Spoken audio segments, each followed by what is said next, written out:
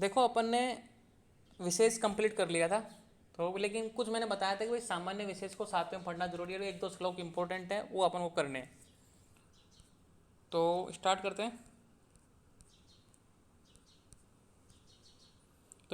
हैं। सामान्य विशेष सिद्धांत के मुख्य बिंदु। ठीक है, तो अपन ने यहाँ तक कर लिया था। लास्ट क्लास में अपन ने ये कर लिया था कि भाई आयुर्वेद के सामान्य विशेष की उपयोगिता। अब सामान्य विशेष के जो मुख्य बिंदु में क्या है भाई, सामान्य विशेष सिद्धांत चरक संहिता की मौलिक देन है। तो किसने प्रतापित किया इनको, मतलब किसने सिद्ध किया, किसने बताया सबसे पहले इनके बारे में? चरक संहिता में इससे सबसे पहले इनका वर्णन मिलता है, चरक संहिता में इनका देखने को मिलता है। कहने का मतलब है कि चरक संहिता की इसकी मौलिक देन है, मतलब चरक संहिता में विशेषतः ये सिद्धांत मुख्यतः पाया जाता है। अब इनका एक श्लोक है, सर्वदा सर्वावनम सामान्य वृद्धिकाणम हा सेतु विशेष प्रवृत्तिरु व्यस्तु। और ये वर्ड था नीचे वाला, प्रवृत्तिरु व्यस्तु, इसके बारे में सिलेबस में बताया था कि इसका विस्तार से वर्णन करो। तो इसके बारे में अपन को पढ़ना है। तो पहले समझ लेते हैं, ये एक साथ में श्लोक है दोनों का कि सर्वदा सर्व भावनाम सामान्य वृद्धिकाण, कि अगर किसी चीज़ में वृद्धि हो रही है मोस्टली 99%, मैंने एग्जाम्पल अपवाद भी बता दिया था आपको, भाई हमेशा वृद्धि नहीं होती और कभी कभी वृद्धि हो रही है तो सामान्य नहीं होता वहाँ पे, जैसे कि मैं रेत के टेले का एग्जाम्पल दिया था। लेकिन सर्वदा मैंने मोस्टली 99%, सर्वदा सर्वभावानम सभी भावों में वृद्धि का सामान्य वृद्धि का, कि सामान्य ही वृद्धि का कारण होता है। और हास हेतु विशेष है, हास हेतु यानी अगर कमी का कोई कारण है तो वो है विशेष। ठीक है, तो ये लाइन आ जाएगी कभी कभी, हास हेतु विशेष का विस्तार से वर्णन करो, तो आपको विशेष के बारे में लिखना है, ये बात ध्यान रखना। ठीक है, तो यहाँ पे लिखा है सामान्य सभी अवस्थाओं में सभी भाव पदार्थों की वृद्धि का कारण होता है, कि जो ये सामान्य है ना, सभी अवस्थाओं में सभी भाव पदार्थ द्रव्य गुण कर्म में वृद्धि का कारण होता है, और विशेष सभी अवस्थाओं में सभी भाव पदार्थों में हास का कारण होता है, हास यानी कमी। ठीक है, तो ये अपन दोनों पढ़ चुके हैं अच्छी तरीके से, पहले चैप्टर सामान्य को पूरी तरीके से पढ़ा अपन ने, भाई ये वृद्धि कैसे करता है, 3 तरह के भेद होते हैं, उनके एग्जाम्पल सारी चीज़ अपन ने देख ली थी। कमी का अपन ने देख लिया विशेष का आज की क्लास में। तो ये लाइन तो हो गई यहाँ तक। अब आता है ये प्रवृत्ति रूप वाला, लेकिन कुछ इंपॉर्टेंट लाइन है बीच में बता देता हूँ मैं। यह चिकित्सा का मूल सिद्धांत है। सिंपल सी बात है, इसके बिना चिकित्सा हो सकती है क्या? कोई ऐसी चीज़ बताओ जिसके बिना, मान लो कि किसी चीज़ की मान लो कफ बढ़ गया, कैसे कम करोगे? कोई और आइडिया है कम करने का उसको? तो वही है, विशेष बिना कमी नहीं होगा। तो चिकित्सा का मूल सिद्धांत है, अपन चिकित्सक बन रहे हैं, अपन डॉक्टर बन रहे हैं, इस सिद्धांत के बिना अपना कुछ नहीं हो सकता। कहने का मतलब ये चिकित्सा का मूल सिद्धांत है। चिकित्सा करते समय विषमता को प्राप्त दोषों को साम्य अवस्था में लाना ही चिकित्सा का कर्म है।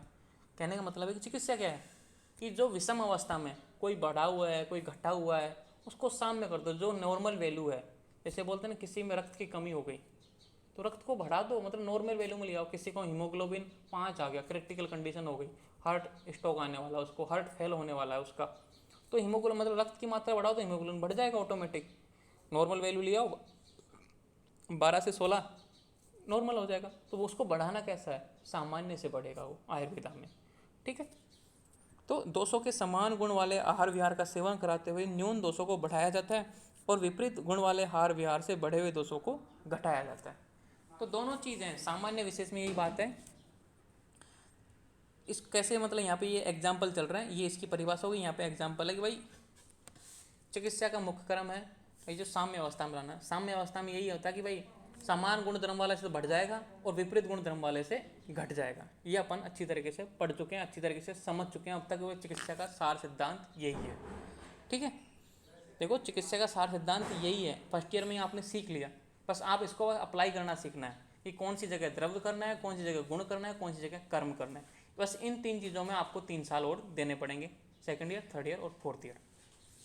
ठीक है, तो अब देखते हैं प्रवृत्ति, ये होगी यहाँ तक। अब ये वर्ड आया था प्रवृत्ति उपस्तु व्याख्यार्थ का महत्व, importance of the half sentiment half statement of प्रवृत्ति उभयस्तुतु।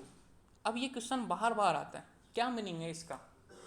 तो एक एक वर्ड का मीनिंग दिया, पहले प्रवृत्ति का समझेंगे, फिर उभय का मीनिंग समझेंगे, उभयस्तु का, फिर तू का मीनिंग समझेंगे। तो यहाँ पे लिखा है प्रवृत्ति उभयस्तुतु में उभय से, देखो पहला वर्ड है उभय, उभयस्तु का बता रहा है ये, उभय से सामान्य और विशेष दोनों का ग्रहण किया। उभय यानी अपन बोलते हैं ना कि भाई बीच का, दोनों का, इस तरफ भी इस तरफ भी, तो उभय यानी सामान्य भी है और विशेष भी है। दोनों का ग्रहण किया गया है। तो प्रवृत्ति वस्तु में उभय से सामान्य और विशेष दोनों का, मतलब दोनों की बात हुई है, सामान्य और विशेष की। प्रवृत्ति का अर्थ है शरीर से संबंधित स्थापित करना। अब ये शरीर के लिए ही तो कर रहे हैं, अपन डॉक्टर क्यों बन रहे हैं? स्वस्थ से स्वास्थ्य रक्षण, मातृ से विकार प्रशमन, कि व्यक्ति के स्वास्थ्य को स्वस्थ रखना, रोगी के रोग को दूर करना, तो शरीर से संबंधित है। तो रोग शरीर से संबंधित है ना, शरीर को तो स्वस्थ रखना है, तो ये शरीर से संबंधित। तो प्रवृत्ति शब्द ये बताता है कि प्रवृत्ति का अर्थ शरीर से संबंध स्थापित करना है। तो उभय हो गया क्लियर, और प्रवृत्ति हो गई, प्रवृत्ति हो गई, उभय हो गई। अब देखो, जब तक द्रव्यवादी का शरीर से संबंध स्थापित नहीं होता, अर्थात जब तक व्यक्ति द्रव्यों का प्रयोग नहीं करता, तब तक वृद्धि या क्षय नहीं होते। द्रव्यों का तो प्रयोग करना ही पड़ेगा, आपको जीना रहना है, सर्वाइव करना है, तो आप द्रव्य का प्रयोग करोगे। बिना खाए पीने कितने दिन रह लोगे? ऐसा तो है ही नहीं कि भाई आप खाते पीते नहीं हो, द्रव्यों का तो प्रयोग ही नहीं करते। तो ये शरीर से संबंधित, आपको जो भी सर्वाइव करना है, जीवन यापन करना है, तो द्रव्यों का प्रयोग करना ही पड़ेगा। और द्रव्यों का प्रयोग कर लिया तो आपका शरीर के साथ संबंध बन गया। जब तक द्रव्यवादी शरीर का संबंध स्थापित नहीं होता, अर्थात जब तक व्यक्ति द्रव्यों का प्रयोग नहीं करता, तब तक वृद्धि व क्षय नहीं होते। जैसे निर्जीव वस्तु है, ये बुक है, ना तो ये द्रव्य का प्रयोग करती, ना ये कुछ करती, ऐसी ऐसी शुरू से लेकर एंड तक ऐसी कैसी रहेगी। ठीक है, तो ये निर्जीव की बात नहीं कर रहा है, ये शरीर की बात कर रहा है, अपनी बॉडी से बात कर रहा है, जीवित से संबंधित बात कर रहा है। तो ये इसकी बात है, प्रवृत्ति कहता है शरीर से संबंध। तो इसने संबंध कर लिया, तो समझो प्रवृत्ति यानी संबंध, उभय यानी दोनों, सामान्य और विशेष। अब ये तू क्या बताता है? प्रयोग नहीं करता जब तक वृद्धि क्षय नहीं होते, शरीर से संबंधित न रहने पर सामान्य और विशेष अपना अपना कार्य नहीं करते। अब मान लो कि आप बुक को कुछ करो, कुछ नहीं होगा, क्योंकि अपन ये यूज नहीं कर रही, तो निर्जीव है, ना तो यूज ही नहीं कर रही कुछ भी, ना द्रव्य का यूज कर रही। अपन इसमें ऐड कर सकते हैं, इसमें से अपन फाड़ सकते हैं, अपनी मर्जी है, क्योंकि अपन इस पर अभिमान है। जैसे बुक फाड़ दी अपन ने, पन्ने घटा दिए, कमी कर दी, ऐड कर दी अपन ने, बढ़ गई साइज, तो ये अलग चीज़ है, ये एक अलग प्रोसेस। इसको मिक्स मत कर देना कहीं कि यार ये ऐसे कैसे हो गया, तो ये शरीर से संबंधित नहीं है, ये अलग बात है। ठीक है, कभी मिक्स मत कर देना ऐसी। तो शरीर से संबंधित नहीं रहने पर सामान्य और विशेष अपना अपना कार्य नहीं कर पाते। अगर ये शरीर से संबंधित नहीं रहेंगे तो किस में बढ़ाओगे और किस में घटाओगे? निर्जीव वस्तुओं पर घटाओगे, निर्जीव वस्तुओं पर बढ़ाओगे, कोई मतलब नहीं है उनका, क्योंकि अपना शरीर तो रोगी है, उसको तो स्वस्थ रखना है, उसी को रोग से बचाना है। तो अपने शरीर की बात हो रही है यहाँ पे। तो प्रवृत्ति हो गया, उपस्तु हो गया। अब तू की बात करते हैं। तू शब्द अवधारणा निश्चयात्मक अर्थ में लिया गया है। सामान्य और विशेष की प्रवृत्ति एक साथ ही होती है। केवल सामान्य के ही प्रयोग से धातुओं की वृद्धि होकर विषमता उत्पन्न होगी, इसी तरह केवल विशेष के प्रयोग से धातुओं का क्षय होकर विषमता निर्माण होगी। दोनों द्रव्यों के एक साथ उपयोग से धातुओं में साम्यता उत्पन्न होगी। तू शब्द से केवल एक ही द्रव्य के उपयोग का निषेध किया गया, अर्थात केवल सामान्य और केवल विशेष का प्रयोग नहीं करना चाहिए। बहुत डीप लाइन है तू, यानी देखो एक संस्कृत का वर्ड और आप इस पर कुछ भी कितना भी लिख सकते हो।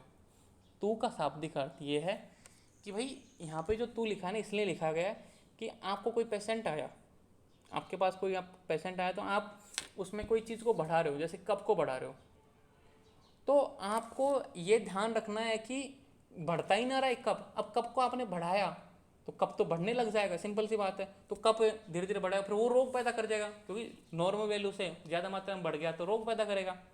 तो ये बोल रहा है कि अपन को इस तरीके से, तभी तो चिकित्सा में टाइम लगता है, 2 से 3 4 5 साल आपको पढ़ना पड़ता है, कि आपको ये नॉलेज होनी चाहिए कि मैं अगर कप दे रहा हूँ, इसको कप बढ़ा रहा हूँ, तो एक नॉर्मल वैल्यू में बढ़े और इसके बाद में नहीं बढ़े। तो इसलिए उसको साथ में विशेष कुछ ऐसी औषधि दी जाती है ताकि वो उस जगह पर जाके उसको रोक दें, ताकि साम्य अवस्था बन जाए। तो कहने का मतलब ये है कि यहाँ पे कुछ मात्रा में, कुछ कम मात्रा में अपन को दूसरी औषधि भी दी जाती है, जिससे कि वो कम रहे, नॉर्मल वैल्यू में रहे, जरूरत से ज़्यादा नहीं बढ़े।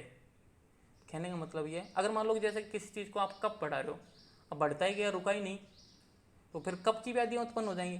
और जैसे किसी चीज़ को कम करना है, आपको वात को कम करना है, आपने कम तो कर दिया, लेकिन इतना कम कर दिया कि उससे फिर बात बहुत ज़्यादा ही कम हो गया, तो इतना भी कम नहीं करना था, नॉर्मल वैल्यू में रखना था। तो अपन को फिर ऐसी चीज़ भी रखनी है साथ में कि जिससे कि वो मेंटेन रहे। तो ये बोलता है कि दोनों को आपको सम्यक मात्रा में यूज करना है, जिससे कि दोनों चीज़ें मेंटेन रहे। अब ये सारी चीज़ें कैसे सीखोगे? Second year, third year, fourth year इसीलिए तो है, तभी तो अपन को नॉलेज बढ़ानी है।